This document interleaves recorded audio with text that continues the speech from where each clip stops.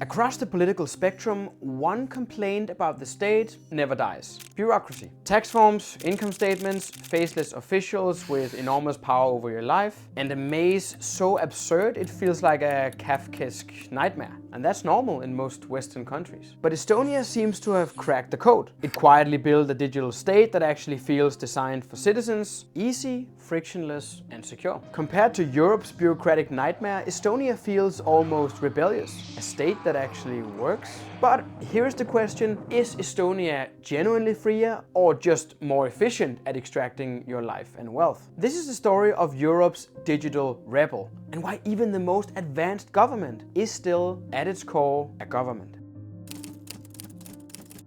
When Estonia regained independence in 1991, it emerged from the Soviet ruins with almost nothing. Just as most other nations emerging out of that economic miracle that is communism. No functioning bureaucracy, no legacy IT systems of course, no functional independent institutional environment. Unlike most nations that inherit layers of bureaucratic sediment, Estonia inherited a blank page. And blank pages invite experiments. And some Estonian leaders then asked a radical, practical question. If we must build a state from scratch, why not build the smallest, fastest, least intrusive version possible? And just to make sure we're all on the same page here, none of this had anything to do with libertarianism or anarchism by any stretch of the imagination. It was necessity. With limited money, no entrenched bureaucracies, and a political class full of young technologists, Estonia realized that a digital government was pretty much the only viable model. And that blank slate allowed Estonia to create something extremely rare today, a state that doesn't always feel like a state.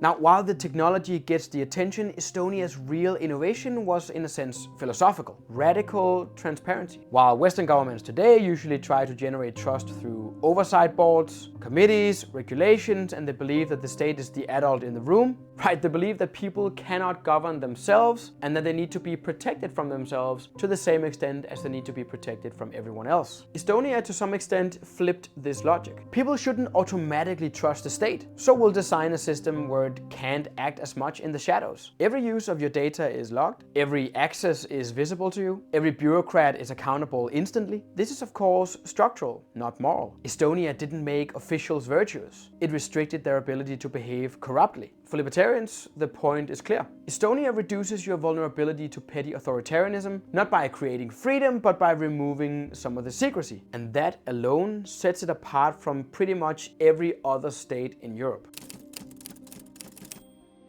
Now, Estonia's digital ID is the center of the system. Your signature, health access, business identity, everything. Now, to many Westerners, that sounds dystopian, and in a moment we'll get to why that is completely true. But Estonia designed it to limit power rather than expand it. Every use is logged, every official is named, every action is traceable. The state remains coercive, taxes are mandatory, conscription exists, welfare programs exist, but abuse of authority admittedly becomes significantly harder. So what we see is not individual freedom from coercion, but rather a limitation of the degree of coercion and an attempt to limit corruption.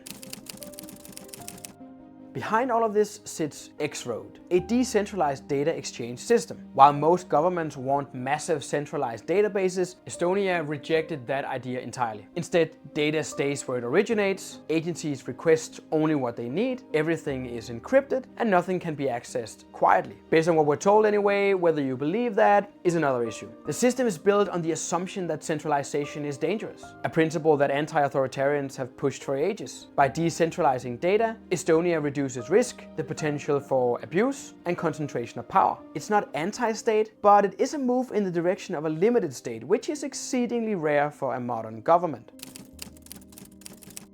To be practical and honest for one moment, we have to admit that if every state behaved like Estonia, the world would be freer in practice. Not absolutely free, but freer. Estonia excels in ways that directly expand practical autonomy. The state wastes almost none of your time, and time is of course the ultimate and universal currency. Bureaucracy is transparent because the system forces transparency. Starting a business is effortless, increasing production and innovation. And government behaves more like a service provider than a moral guardian. And for the average person, Estonia is drastically less burdensome than, for instance, countries like France, the UK, Germany, or even the US. If a state must exist, which, as you know, I reject completely, but if we hypothesize that a state must exist. Estonia represents one of the least intrusive, least paternalistic models. But of course, a state that behaves well is still a state, just as a benevolent ruler is still a ruler.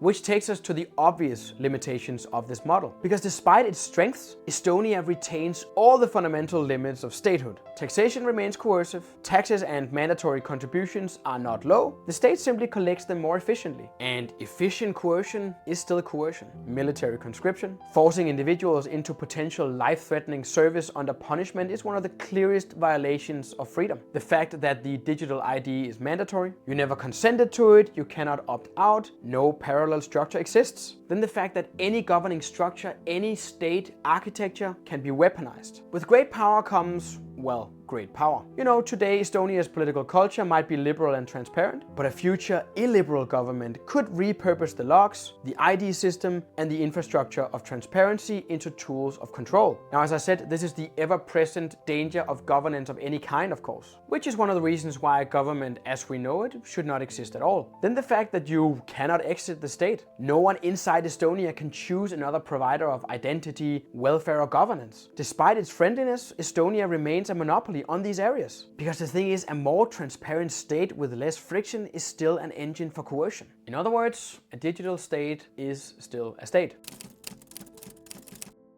Estonia is not a libertarian paradise, but it does reveal some essential points about the state. The first one is that removing bureaucracy does improve life. Government mismanages resources by nature, and bureaucracy of course magnifies that. Reducing friction improves daily life, even if it doesn't remove coercion itself. Secondly, many types of power abuses are made possible by opacity, not necessarily by the law itself. When people cannot hide and when they're actually held accountable, people behave better. Thirdly, structure always beats intentions. Estonia is, in practice, freer not because its leaders are good, but because the system limits what they can do. This is pure anarcho-realist logic. Power held by others is always dangerous. The right structures simply make it, well, a bit less dangerous. Fourthly, even the best state hits a hard ceiling. And you might be able to guess what that is. Estonia cannot abolish coercion or create voluntary order without basically dissolving itself. It can only lower the cost of being ruled. And that is the real insight here. Estonia doesn't create freedom, it rewrites some of the rules of the game, but it does not challenge the premise, which is the very existence of the game to begin with. That is of course what we challenge. Estonia is Europe's digital rebel in the sense that it rebelled against the suffocating bureaucracy and inefficiency of typical governments. But it never rebelled against the defining traits of the state. Compulsory taxation, compulsory identity, compulsory military service, regulation, and many more. One way of putting it is that while Estonia may be the friendliest Leviathan we've seen, it is still a Leviathan not established on a voluntarist foundation. And if even one of the world's most efficient, most transparent, most citizen-friendly states still preserves all the core coercive elements, then the core problem, I'm sorry to say, is not bureaucracy. The problem is the state model itself. Now, what a surprise that I would get to that conclusion.